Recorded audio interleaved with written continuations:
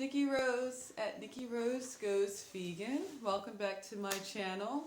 Today I am going to explore once again the 21-day raw food challenge. I had mentioned it like months ago, I think, somewhere in the summer, and I just never got around to doing it. I got around to eating a lot of great pizza, and all the restaurants were open again, and we're still in lockdown here, so I don't know when the restaurants are going to open again. I've been really trying to support local businesses by doing takeout, but now that I put on some weight and I need to lose it really quick for a photo shoot next week, I'm going to not only be doing raw food, but a little intermediate fasting. So I'm fasting right now for I'm going to just do a quick 6 or 7 hour fast, which is good to just give your body a chance to rest and not have to try to break down food. Maybe tomorrow, if I feel up to it, I will do a 12-hour fast. 24-hour fast is the greatest, because that's when anything after 16 hours, your body really starts to break down fat's really good. And so maybe one day this week I might do a 20-hour fast. Maybe. Yeah, so in order to do a raw food challenge, you need two things. One is a whole lot of raw vegetables and fruits, and the other is a whole lot of willpower. So, I got a lot of fruits and vegetables in my house, and I have a teeny bit of willpower. And so the equipment that you're going to need, obviously a blender. You'll be making sauces and soups. Yeah, vegan raw soups would be like a gazpacho. You can also make a carrot soup, celery soup. And yes, I'll be sharing those with you coming up a couple of weeks as I'm doing this. And your smoothies. You can also make desserts with this. Grind up your nuts for salads, or just, overnight oats. You can just throw some things in, different nuts, and just have them ground up. That gives it a different texture. So textures are important, of course. So the blender is handy for that. And then also the dehydrator, because when you dehydrate things on 45 degrees Celsius, it's considered to be still raw. It hasn't really lost its nutrients or the enzymes that are so important. And I wanted to show you this because a lot of people who don't have dehydrators or have no sense about dehydrators it's just a dryer. I mean, it's just some cool air coming out of this vent, okay? So that's basically all it is. It's like an air dryer, okay? And then you have your settings on there, how warm you want it to be. Like I said, 45 degrees Celsius is still considered raw. And then you want a timer. And then I think that's about it. I think if you buy a cheapo, like I did, 45 euros, which is comparable to dollars, about $50.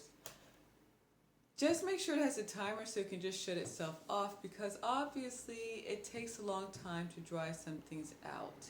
Now, my favorite new thing to put in my dehydrator is pineapple. It is so good. You have to try it. Pears, pineapples, bananas, and then I make that little carrot bread thingy, and I do my lemons for my drinks. It's so good. And also when I'm cooking, like I would throw like some dried lemons into my curries and things like that. But anyway, so this is great because you can dry fruit, you can put it in bags, you can carry it with you for a snack. It gives a different texture. I mean, it's all about tastes and texture. Seasonings. When you're doing the raw food diet, you want to, because you can't drink everything. You get tired of salads maybe, so then it's nice to have some dried fruit on hand. So, those are my tips for today. Today I'm going to dry up pineapple, pears, and bananas like I had just mentioned. I'm going to be making short videos showing what I eat in a day, and I'm also fasting, so that's why the videos will be short, because I won't be eating a lot. I mean, so basically, if you are like me, and you love to eat, and you have a slow metabolism, then dieting like this helps. And it's also like a lifestyle change. Like the 10 pounds that I gained, I don't really know, I do know why or how I gained it. I just stopped running, which usually I run every day since March of last year. So winter came and I wasn't motivated to run. And then I just started cooking a lot, and there's a really good vegan baker. So you have cinnamon rolls and croissants that are vegan. We also had like this great vegan pizza guy. I did an interview with him, Planted Pizza. I don't want you to think you go vegan and then you stay skinny. It doesn't really happen like that. What will happen, like I don't have a bad weight, like I don't think you'll have a bad weight, and you'll feel good about yourself because ultimately most things that you eat will be healthy. But there is a such thing as vegan junk food. So picking out again or taking in whole foods, I think is the biggest message. And quantity control are two major factors in the vegan diet. You still shouldn't overeat or eat more than, once you get full, you should stop.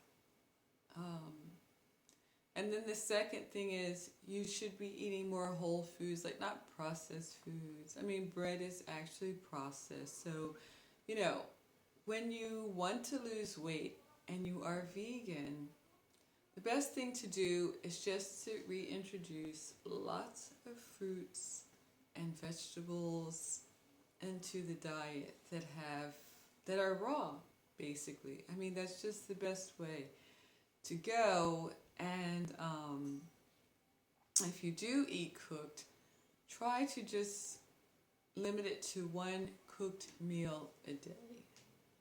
And then, watch out for your portions, know when you're full, and then if you can do some fasting, some people like to do short fasts like I'm doing today, like I'm just fasting for 6 hours, but really, ideally, if you can do like 2 days, 20 hours, then I think you'll be on the right track. That's 2 days, 20 hours of fasting. And you include, of course, your sleep time. It helps your body to just relax, digest the food, detox, and burn some fats. So, I'm going to try that hopefully Thursday and Friday, 2 20-hour fasts, I hope, by the willpower. And I'll let you know. We'll have a video on Friday. My cabbage, red cabbage meal. So, my dehydrator also has about 5 trays. And now I'm just going to cut up my fruits and let you see, and then I'll just plug it in. And like I said, if you have a dehydrator, already know a place in your home or apartment where you can plug it in and close the door, because it just hums. You know, it's like a constant hum, unless it doesn't bother you. It would bother me, so I put mine where my washer and dryer are, close the door, and just let that baby go for about 24 to 40 hours, depending on how thick the slices are of fruit and how dry I want it. But the nice thing about dehydrating fruits at home is like you don't have to wait until they're completely dry to snack on them. Not at all. Not at all. Unless you're fasting. Okay? So, anyway, that's that. And I'll just show you once it's all full and just plug it in. And like I said, you don't have to peel any of your fruits. I know a lot of people want their fruits to look like the apple things that you buy in the supermarket, but it's not necessary. You can eat the peels, and it's time saving. You don't even have to take out the seeds. I mean, it's only going to be you who's eating it.